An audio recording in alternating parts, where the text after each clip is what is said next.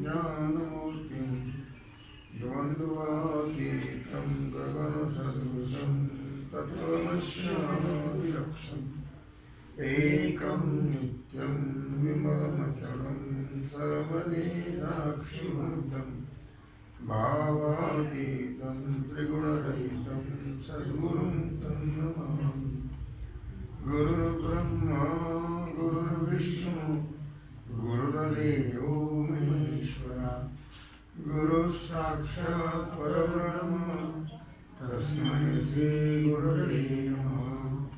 शङ्करं शङ्कराचार्यं केशवं बादरायणं सूत्रभाष्यकृतो वन्दे भगवन्तौ पुनः पुनः।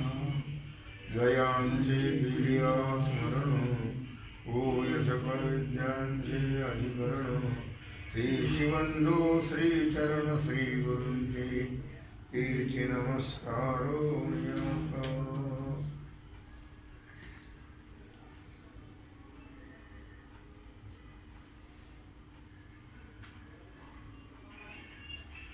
विचारसागर रहस्य तरंग दुसरा हेडिंग 11-12 पाठ क्रमांक 14 कारणाध्यासाचा संभव। काल आपण पाहिलं होतं की या प्रकारे करून सादृश्य दोष अध्यासाला हेतू नाही हे सिद्ध झालं।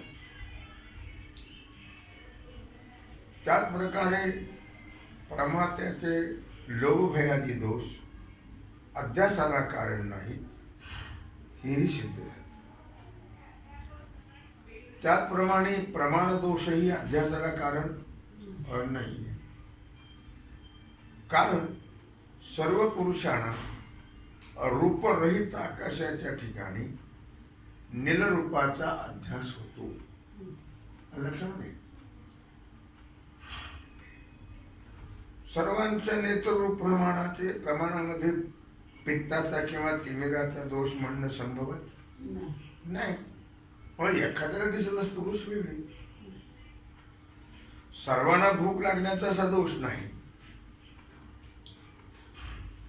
तसेच सर्वांना आकाश निळे दिसण्यात इत्यादी दोष नाही।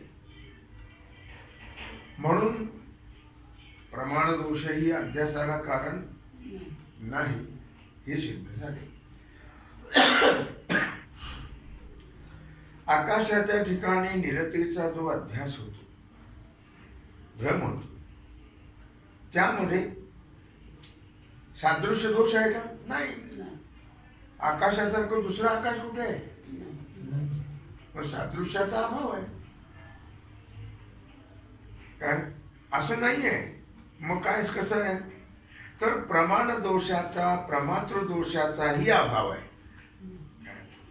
नुसता सादृश्याचाच नव्हे तर प्रमाण आणि प्रमातृ दोषाचाही अभाव आहे। कोणताही दोष नसताना काय आकाशाच्या ठिकाणी निरतीचा अध्यास होतो, तशा अध्यासाच्या ठिकाणी आत्म्याच्या ठिकाणी कोणताही दोष नसताना बंधाचा अध्यास संभवनीय आहे। कोणताही दोष नसताना या दोषाचा विचार संक्षेप शारीरिककार सर्वज्ञात्म मुनी आणि विवरणाधिक ग्रंथामध्ये, विवरण ग्रंथ कोणी केला? प्रकाशात्म या ग्रंथात विस्तारपूर्वक याचं वर्णन केलेलं आहे की दोष अध्यासाला कारण नाहीत हे असं सिद्ध केलंय, पण ग्रंथ वाढेल म्हणून आम्ही इथं दिले नाही ते। आता 12वे हेडिंग कारण अध्यासाचा संभव। काय लक्षात घ्या,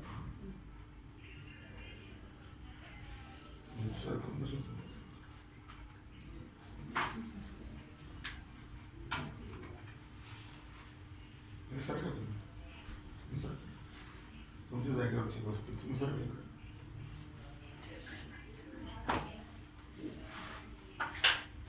दिसले पाहिजे. हो इथं बस.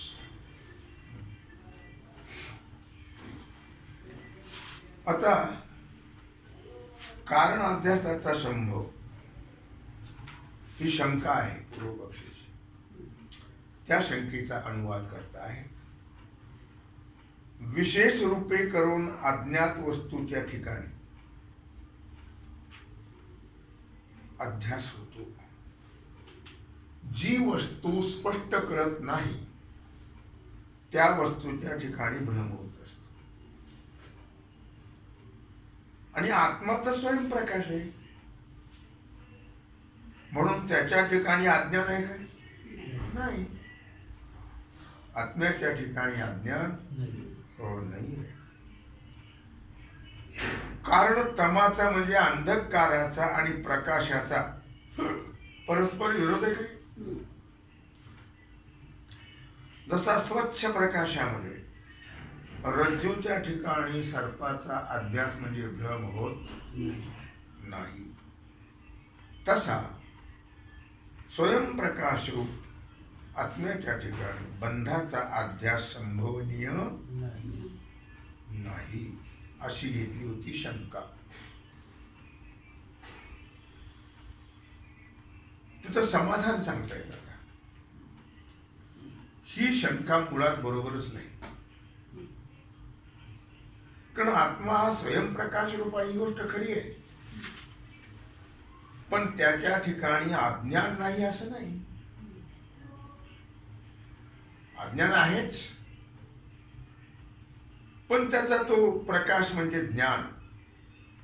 शास्त्रात ज्याला सामान्य ज्ञान म्हणतात ते आत्म्याच्या ठिकाणी असणाऱ्या अज्ञानाच्या विरोधी नाही. कळलं का? सामान्य प्रकाश जो असतो तो अंधाराच्या विरोधी नसतो. कळलं का नाही? आता इथं सामान्य प्रकाश आहे, लाईट घालवली आपण तर प्रकाश आहे, पण अंधार घालवत नाही. तो सामान्य प्रकाश आहे. आलं लक्षात? पण सामान्य प्रकाश म्हणजे सामान्य ज्ञान जे आहे ते अज्ञानाच्या विरोधी नसते. जर विरोधी असते तर झोपेमध्ये मी काही जाणत नव्हतो अशी जी आत्मस्वरूपाच्या ठिकाणी अज्ञानाची प्रतीती येते ती आली नसती. झोपेत काही कळतं? काही कळत नाही. मला काही कल्पना नाही हो, मला गाढ झोप लागली होतो, एवढा आवाज झाला मला काहीच कळत नाही. मी गाढ झोपेत म्हणजे झोपेमध्ये काही कळत नाही, मी काही जाणत नव्हतो अशी जी आत्मस्वरूपाच्या ठिकाणी अज्ञानाची प्रतीती येते ती आलीच नसती. मी काही जाणत नव्हतो ही अज्ञानाची प्रतीती आहे. लक्षामध्ये त्या प्रतीतीवरून त्या अनुभवावरून अज्ञान आत्मस्वरूप ज्ञानाचा विषय आहे. अज्ञान हे आत्मस्वरूप ज्ञानाचा विषय आहे असं ठरतं. पण सुषुप्तीकालीन अज्ञानाचं प्रत्यक्ष ज्ञान आहे म्हणूनच जागृतीत अज्ञानाची व सुखाची स्मृती होते. कळलं? झोपेमध्ये अज्ञानाचं प्रत्यक्ष ज्ञान आहे, मग मी काही जाणत नव्हतो. म्हणून जागृतीत अज्ञानाची आणि सुखाची स्मृती होते. मी सुखाने झोपलो होतो अशी आठवण होते की नाही? स्मृती ही पूर्वानुभव वाचून केव्हाच होत नसते. स्मृती होण्याकरता चिंतन लागतं, सादृश्य लागतं आणि संबंध लागतो. त्यामुळे स्मृती होत असते. कळलं? चिंतन, सादृश्य आणि संबंध यामुळे स्मृती होत असते. असा नियम आहे.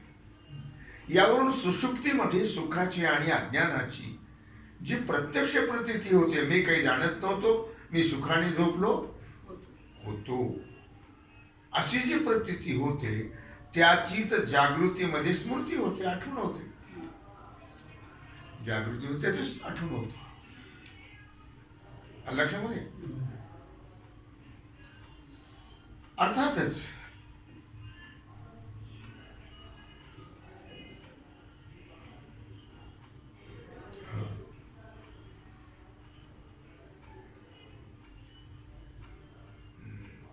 जागृतीमध्ये सुखाचं आणि अज्ञानाचं प्रत्यक्ष ज्ञान नाही. झोपेमध्ये जे मी काही जाणत नव्हतो हे अज्ञान, आणि मी सुखाने झोपलो होतो हे सुखाचं ज्ञान. हे जागृतीत कुठे आहे? नाही, जागृतीमध्ये नाही आहे. अर्थातच जागृतीत ज्ञानाची साधने तर अंतःकरण किंवा इंद्रियही आहेत जागेपणामध्ये, पण झोपेमध्ये त्यांचा लय असतो. वास्तविक सुषुप्ती अवस्थेमध्ये म्हणजे झोपेमध्ये अविद्यावृत्तीकडून आत्म्याचा प्रकाश त्या अज्ञानाचे व सुखाचे भान करवतो. कोण? आत्म्याचा प्रकाश त्या अज्ञानाचं मी काही जाणत नव्हतो आणि मी सुखाने झोपलो होतो याचं भान करवतो. जर आत्मस्वरूप प्रकाश अज्ञानाच्या विरोधी असता तर झोपेमध्ये अज्ञानाची प्रतीती आली नसती. म्हणजे आत्मज्ञानापुढे अज्ञान आलंच नसतं. परंतु आत्मस्वरूपाच्या ठिकाणी अज्ञानाची प्रतीती येते. म्हणून आत्मप्रकाश अज्ञानाचा बाधक नाहीये, उलटा साधक आहे. कळलं का? याच अभिप्रायाने सामान्य चैतन्य अज्ञानाच्या विरोधी नाही, विशेष चैतन्यच अज्ञानाच्या विरोधी आहे असं सांगितलं. सर्वव्यापक जे चैतन्य त्याला सामान्य चैतन्य म्हणतात. कळलं का? सर्वव्यापक जे चैतन्य आहे त्याला काय म्हणतात? सामान्य चैतन्य म्हणतात. लक्षात ठेवा. आणि अंतःकरण वृत्तीमध्ये प्रतिबिंबित असलेलं जे चैतन्य ते विशेष चैतन्य. अंतःकरणामध्ये जे प्रतिबिंबित आहे ते विशेष चैतन्य. काष्टामध्ये अग्नी असतो, पण लाकडात, सर्व लाकडामध्ये अग्नी आहे हे सर्वांना माहिती आहे. परंतु तो लाकडातला अग्नी सामान्य अग्नी आहे. तो अंधकाराचा विरोध करत नाही. अग्नी आहे पण अंधाराचा विरोध करत नाही. लाकडाचा अग्नी असतो, सर्व लाकडामध्ये सामान्य रूपाने असतो आणि चुलीत विशेष रूपाने असतो. तो कार्य करतो. सामान्य रूपाने जे असतं ते कार्य करत नाही, विशेष रूपाने कार्य करत. कळलं का? सामान्य रूपाने तुमच्या आमच्यामध्ये परमात्मा आहे, संतांमध्ये भक्तामध्ये विशेष रूपाने असतो म्हणून तो कार्य करतो.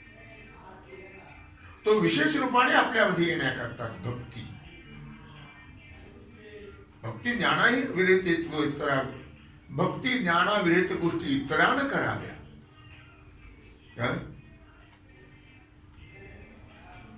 आणि वैराग्याच्या गोष्टी विवराव्या असं म्हटलेलं आहे एका बंधामध्ये. अर्थात काष्ठस्थित सामान्य अग्नी अंधकाराचा विरोध करत नाही, आणि तोच घर्षणापासून प्रगट होऊन कुठं वातीला लावला तर तो मात्र काम करतो. कुठल्याही पदार्थाला तो संयुक्त झाला, प्रगट अग्नी, तर तो मात्र अंधाराचा विरोध करू शकतो. मेणबत्तीला लावला काडीवरून, तो प्रकाशाचं काम करतो, अंधाराचा विरोध करतो. लक्षात आहे. त्याप्रमाणे व्यापक चैतन्य जे आहे ब्रह्मचैतन्य ते अज्ञानाच्या विरोधी नाही, त्याला सामान्य चैतन्य म्हणतात. तथापि वेदांत विचारापासून अंतःकरणाची जी अहम ब्रह्मास्मी अशी वृत्ती होते, वेदांताचे विचार केल्यानंतर, ऐकल्यानंतर, चिंतन केल्यानंतर आपली वृत्ती कशी होते? मी ब्रह्म आहे कळतं. मग अहम ब्रह्मास्मी, मी ब्रह्म आहे असं कळतं. त्या वृत्तीच्या ठिकाणी स्थित जी विशेष चैतन्य, त्या वृत्तीच्या ठिकाणी, अंतःकरण वृत्तीच्या ठिकाणी विशेष चैतन्य नाही, ते अज्ञानाच्या विरोधी आहे. हा प्रथम पक्ष. अवच्छेदवाद किंवा दुसऱ्या पक्षी आभासरूप चैतन्यासहित वृत्ती अज्ञानाच्या विरोधी आहे, हा आभासवाद. अविच्छेदवाद आणि आभासवाद अर्थात अविच्छेदवाद म्हणजे वेगळं करणे, आभासवाद म्हणजे प्रतिबिंब अंतर्वृत्तीमध्ये साभास. अर्थात प्रथम पक्षात अज्ञान नाशाचा हेतू चैतन्य असून अवच्छेदवादामध्ये अज्ञान नाशाचं कारण चैतन्य असून त्याला वृत्ती सहाय्य आहे. ही अवच्छेदवादाची आहे रीत पद्धत. दुसऱ्या पक्षामध्ये आभासवादामध्ये अज्ञान नाशाचा हेतू म्हणजे कारण वृत्ती आहे आणि तिला चैतन्य सहाय्य आहे. पहिल्या पक्षात वृत्ती चैतन्याला सहाय्य करते, दुसऱ्या पक्षामध्ये वृत्तीला चैतन्य सहाय्य करते. म्हणजे आभासवादामध्ये विशेष. हो, कळलं? विशेष कळते. बरोबर. ही आभासवादाची रीत आहे. जीवस्वरूपाचा विचार करते वेळी सर्व व्यापक ब्रह्मचैतन्याला अवच्छेदक म्हणजे संकोचित करणारी फक्त वृत्तीच जे ग्रंथकार मानतात. कळलं की नाही? व्यापक चैतन्याला जेवढा अंतःकरणाने भाग व्यापला आहे व्यापक चैतन्याचा, त्याला वेगळं कोणी केलं? त्या अंतःकरणाच्या वृत्तीने केलं. म्हणून त्याला नाव आली साक्षी कुटस्थ आत्मा. कळलं का? अवच्छेदवादी म्हणतात, त्यालाच अवच्छेदवादी म्हणतात. वेगळं करणे, संकोचित करणे, मर्यादित करणे, त्याला अवच्छेदवाद म्हणतात. आणि अंतःकरणाची केवळ वृत्ती अवच्छेदक न मानता त्या वृत्तीमध्ये चैतन्याचा आभास मानून जीवाभावाची साभास वृत्ती अवच्छेदक मानतात. जीवाभावाची साभास वृत्ती, अंतःकरणात पडलेलं प्रतिबिंब, ती साभास वर म्हणतात त्याला, साभास वृत्ती. ती अवच्छेदक आहे. ती वृत्ती वेगळं करते आभासाला. त्याला आभासवादी म्हणतात. त्या आभासवादीच्या मतामध्ये सामान्य चैतन्याप्रमाणे विशेष चैतन्य ही अज्ञानाच्या विरोधी नाही असं साभासवादी म्हणतात. आभासवादी. तर वृत्तीसहित आभास किंवा आभासासहित वृत्ती, सामान्य चैतन्य विशेष चैतन्य अज्ञानाची विरोधी नाही कोण म्हणतं? आभासवादी. हो, आभासवादाचे मत आहे. तर वृत्तीसहित आभास, अंतःकरण वृत्तीसहित आभास किंवा आभासासहित वृत्ती ती अज्ञानाच्या विरोधी आहे. वृत्तीसहित आभास किंवा आभासासह वृत्ती ती मात्र अज्ञानाच्या विरोधी आहे. विरोधी आहे. कळलं? केवळ प्रकाशरूप चैतन्य अज्ञानाच्या विरोधी नाही. केवळ प्रकाशरूप चैतन्य अज्ञानाच्या विरोधी त्याला सामान्य चैतन्य म्हणतात. हे व्यापक असणारं ब्रह्मचैतन्य. केवळ प्रकाशरूप चैतन्य अज्ञानाच्या विरोधी नाही. एकंदर विवेचनावरून आत्मचैतन्याच्या ठिकाणी अज्ञान आहे असं सिद्ध झालं. तो म्हटला होता पूर्व पक्ष, आत्मा स्वयंप्रकाश आहे त्याच्या ठिकाणी अज्ञान नाही. त्याचं खंडन केलं होतं. आणि ते अज्ञान सर्व अध्यासाचं कारण आहे. कोणतं? आत्मस्वरूपाच्या ठिकाणी असणारं अज्ञान तेच आहे सर्व अध्यासाच्या म्हणजे भ्रमाच्या विरोधी, किंवा भ्रमाला कारण आहे तेच. त्याच्यामुळे अध्यास होतो, भ्रम होतो. कोणामुळे? आत्मस्वरूपाच्या अज्ञानामुळे. कळलं? आणि आत्मस्वरूपाचा विशेष ज्ञानाने त्या अज्ञानाची निवृत्ती होते. आत्मस्वरूपाचं यथार्थ ज्ञान झालं की अज्ञानाची निवृत्ती होते. कळल्यानंतर मग अज्ञानाची निवृत्ती.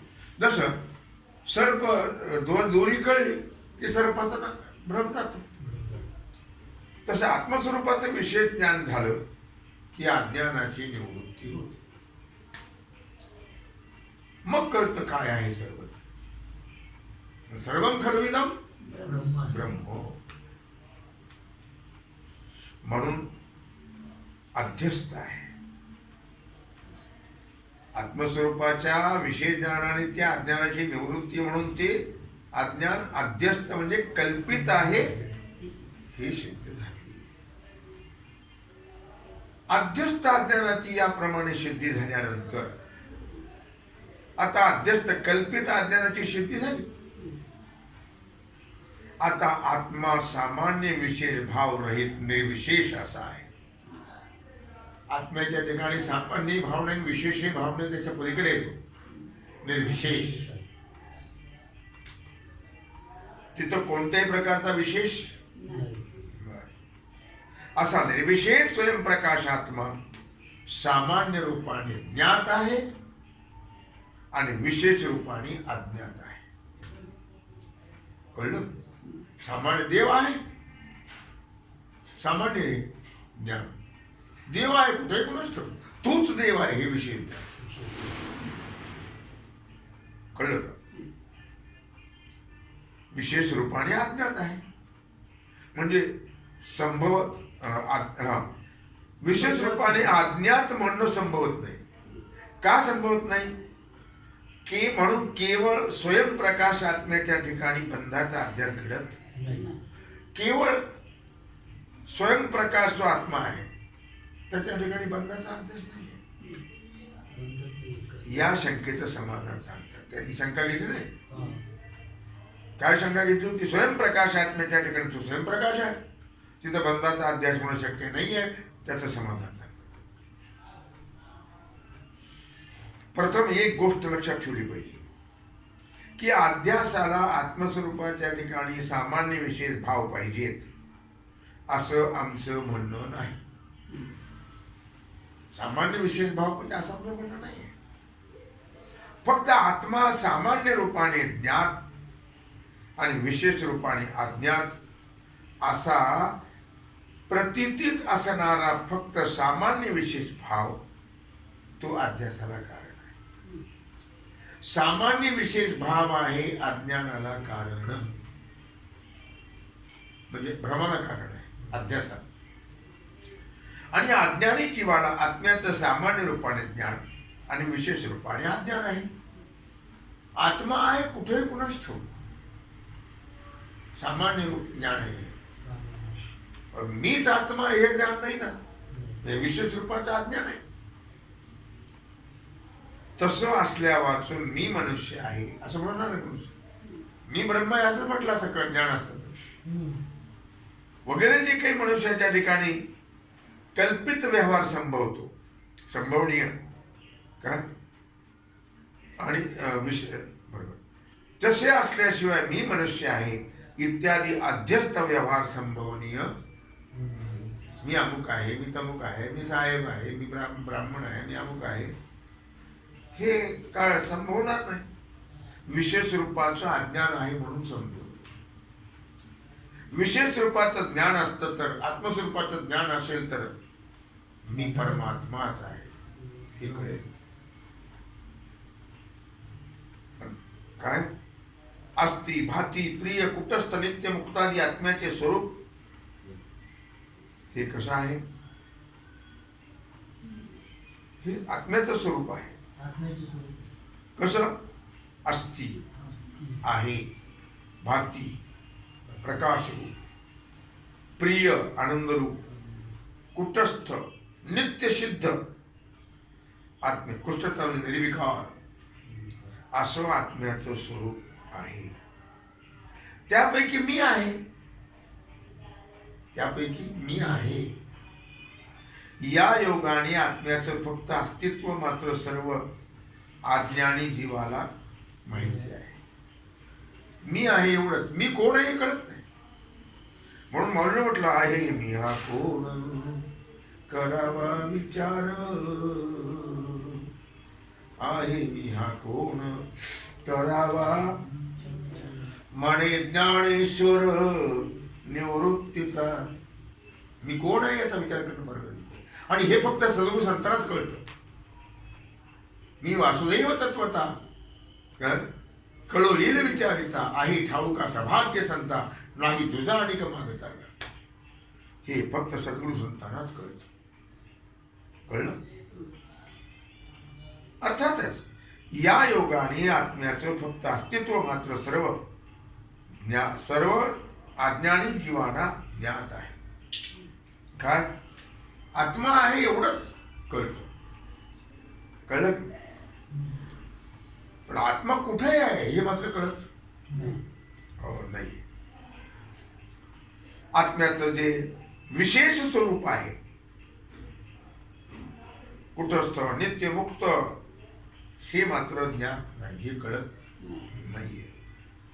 जिथं आत्म्याचं अस्तित्व रूप आहे तिथं भातित्व आहे, प्रकाश रूप आहे, प्रियत्व आनंद रूप आहे, कुटस्थ निर्विशेष निर्विकार आहे. परंतु त्या विशेष रूपाचं ज्ञान मात्र नाही. आणि ते शास्त्र सद्गुरू करून देत.